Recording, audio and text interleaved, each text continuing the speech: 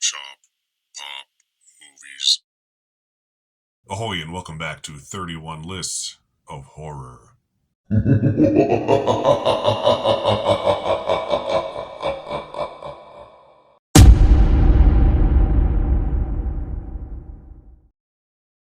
Ahoy there, this is Derek, the Convicted Cinephile, and if you're a convicted cinephile yourself, please like, share, and subscribe to the channel down below.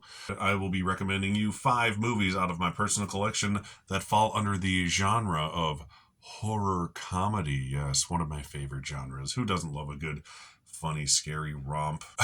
If you like horror comedies, please let me know what your favorite is in the comments down below. And let's just get into these recommendations. As always, I only have this much to pick from, so you'll probably have seen most, if not all of these. But if you have not, remedy that ASAP.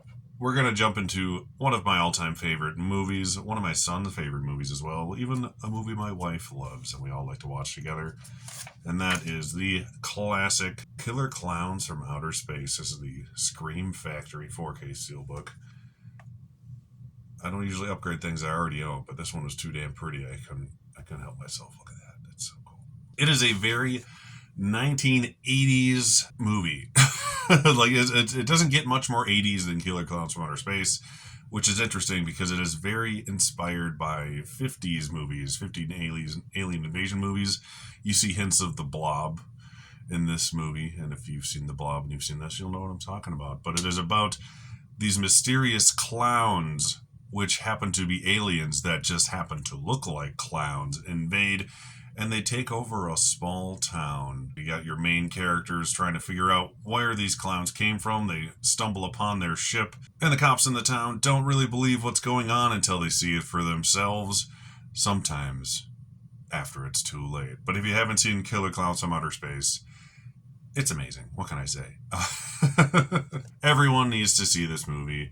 Some people will say it's dumb, and they're probably right. But something dumb can be beautiful, and and I'm not just talking about me. I'm talking about Killer Clowns. Up next is another really cool looking steelbook I happen to have, and this is a Cabin in the Woods horror comedy. Not Cabin in the Woods. We already talked about that one. This is a different Cabin in the Woods horror comedy, and that is Tucker and Dale versus Evil. In this movie, Tyler Labine and Alan Tudyk play these rednecks that live in the middle of the woods, and they are how rednecks are. They're adorable characters, to be honest. But these young teenagers, I don't know if they're teenagers, but these young folks, late teens, early 20s, stumble across them, and of course they immediately think they're crazy cannibal murderer people who live in the woods, and they don't trust anything that's going on around them. One of the teenage girls is injured, and Tucker and Dale are taking care of her to the best of their power, but of course the other friends think that she has been kidnapped and they're trying to, torture her, and God knows what they're going to do to this poor girl. So they try to rescue her, and in doing so, accidentally off themselves, much to Tucker and Dale's surprise. So they're trying to figure out what the hell's going on and why these kids are around them trying to kill themselves, all while the kids are trying to stop them. It's a funny movie. It takes the Cabin in the Woods slasher murderer movie and kind of flips it on its ear, where the protagonist is actually the untrustworthy redneck folk, and the bad guy is actually the teenagers. So it's fun. It's a fun watch. Another steelbook, and it's not on purpose, is a very dark comedy. Very, very dark comedy. That is going to be American Psycho with Christian Bale, Academy Award winner Christian Bale. This also stars Jared Leto, Chloe Sevigny, Reese Witherspoon, and Willem Dafoe, everyone's favorite people. But this movie, like I said, it's about as dark as a dark comedy can get. Christian Bale's character is insane, or is he? Is sort of the whole concept of the movie, but it shows him fantasizing about murdering these women, sometimes prostitutes. You never really know if these things are really happening or not. You don't know if he's the one who's crazy. Is he crazy because he thinks he's doing these things? Or is he actually crazy and actually doing these things? It's a very interesting movie, the way it kind of sets everything up. You never really know exactly what's real and what's not. And you laugh along the way. So Christian Bale, brilliant performance as always in American Psycho.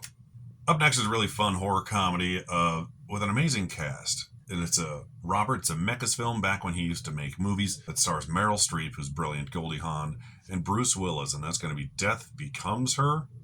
You got Bruce Willis being his most goofy up there. Meryl Streep and Goldie Hawn basically play these narcissistic women who want to live forever and be forever young, and they find this magic potion that lets them do so. And Bruce Willis is sort of just caught in the middle of it.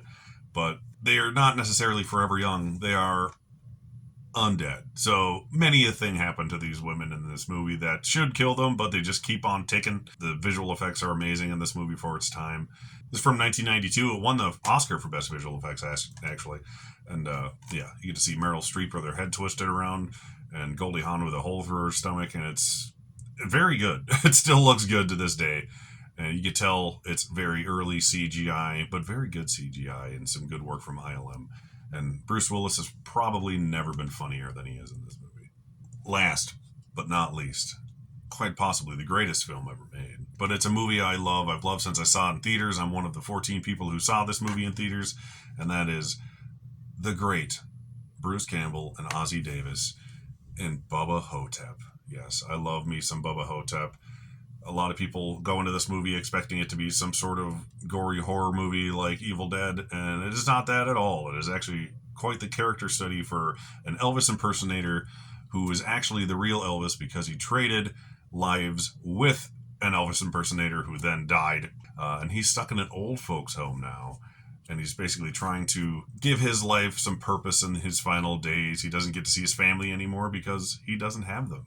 He wanted to get out of all the celebrity. He didn't like all the crazy stuff going on, but the only thing he knew what to do was to be himself. So that's why he made a living as an Elvis impersonator before being stuck in this retirement home alongside Ossie Davis, who thinks he is JFK of all people. So you have JFK, who was dyed black so the government could hide him after they pretended to assassinate him, and the real Elvis Presley working together in this retirement home because they have to stop an escaped soul-sucking mummy that sucks the souls of old folks in this old folks home out of their assholes. So if you are a fan of movies about mummies that suck souls out of assholes that have Elvis and JFK involved, Bubba Ho-Tep is for you. I actually like this movie a lot. I'm not just saying that.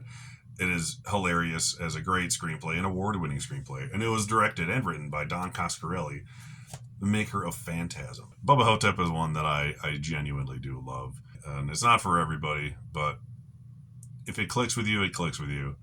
And hopefully it'll click with you if you haven't seen it. So those are my 5 horror comedy recommendations. Once again, my name is Derek, the Convicted Cinephile. Please like, share, and subscribe to the channel down below. Thank you for watching, and I'll see you tomorrow. Thank you so much for watching, everybody. Don't forget to like and subscribe to the channel, and channel memberships and merch are available on TeePublic and Spreadshop stores.